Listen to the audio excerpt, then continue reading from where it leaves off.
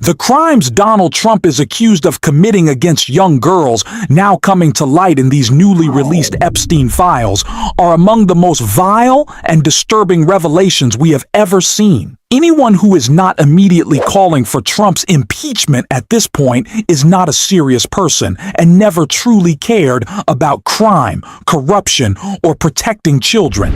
They never did, and they never will. Their outrage has always been fake. Their principles hollow. What makes this even harder to process is that we knew this was coming, and yet seeing it laid out in writing is still shocking and deeply painful.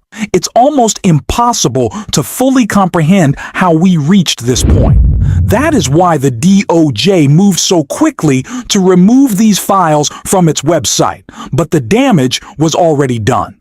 Journalists had captured screenshots, saved the documents, and preserved the evidence. That's what we're going to dig into.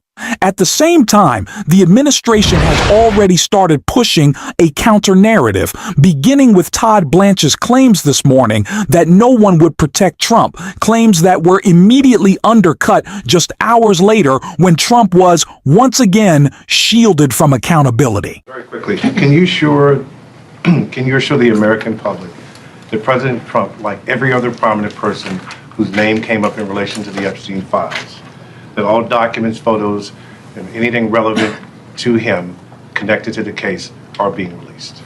I mean, yes, I can assure that we complied with the statute, we complied with the act, and there is no, we did not protect President Trump, we didn't protect or not protect anybody. I mean, I think that there's a hunger or a thirst for information that I do not think will be satisfied by the review of these documents.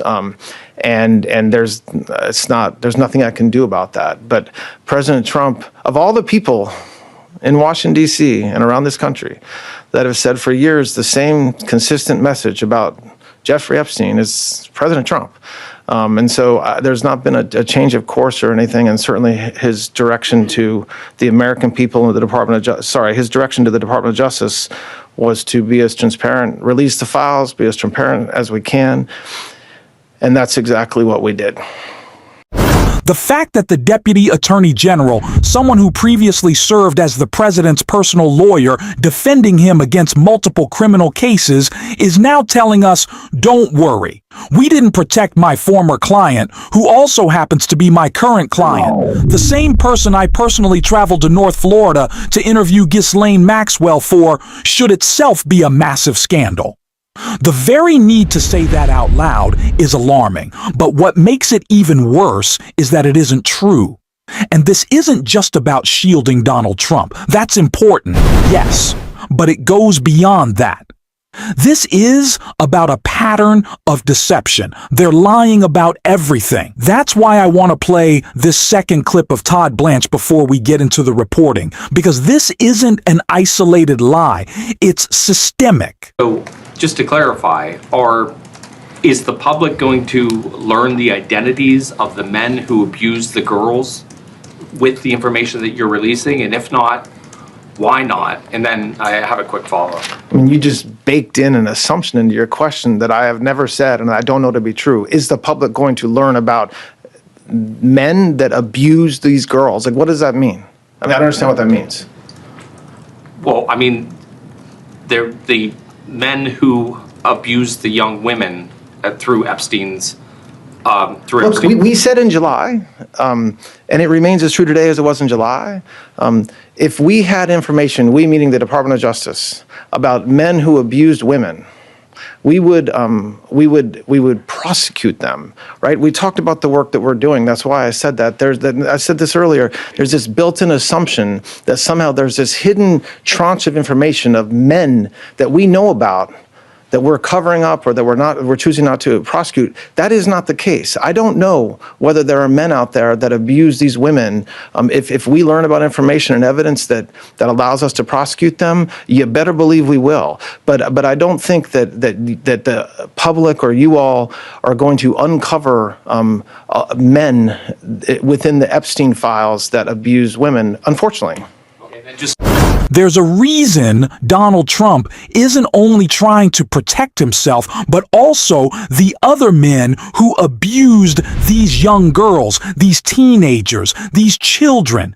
He knows that if their names become public, if their crimes are exposed, they will be forced to speak. They'll be compelled to testify before Congress. And that testimony would inevitably point straight back to Donald Trump.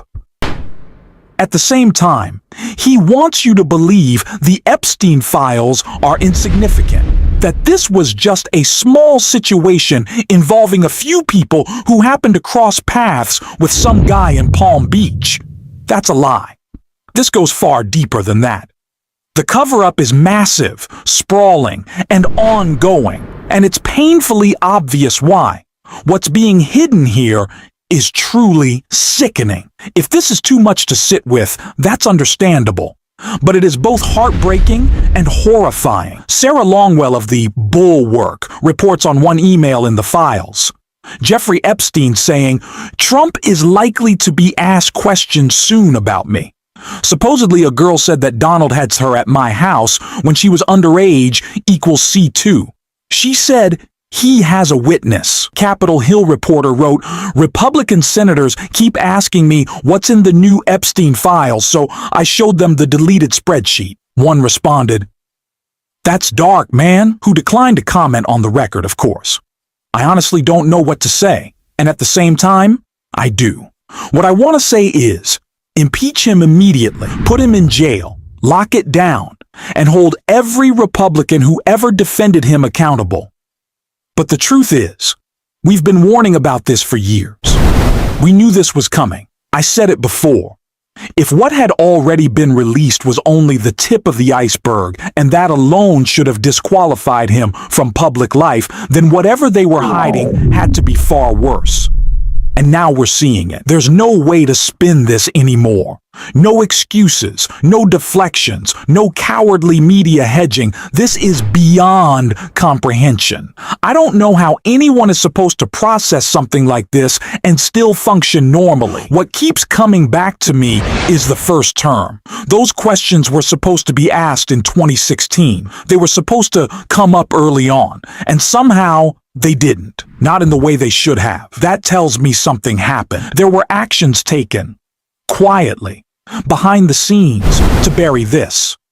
We haven't focused enough on how far Trump went during that first term to suppress this information. And if this is what accidentally slipped out after months of review, after a year of combing through documents, then what they're still hiding must be unimaginably worse. Millions of documents, photos, videos, emails, records, and we're supposed to believe this is all just incompetence? Or maybe someone inside DOJ or the FBI is letting pieces leak because they can't live with it anymore. Either way, none of this adds up. And we haven't even talked enough about the missing prison tape or the upcoming Maxwell testimony, if it even happens. There is no universe where this situation makes sense if everything is on the level. None. The idea that Epstein killed himself becomes more absurd by the day. There is simply too much evidence, too many unanswered questions, too many protected people. And again, it all points back to the first term. What happened? Who was involved? Who acted as intermediaries? What communications were sent and erased? You cannot convince me there was no coordination. I'm sick reading this. Truly sick. The cowardice it takes for people with the power to end this to simply refuse is horrifying. A handful of people could stop this permanently, and they choose not to. That's not just failure. That's moral collapse. And I don't know how anyone could see this and not feel the same. Thanks for watching. And if you stuck around at the end, you can drop the blue heart in the comments. And until next time, I will see you soon.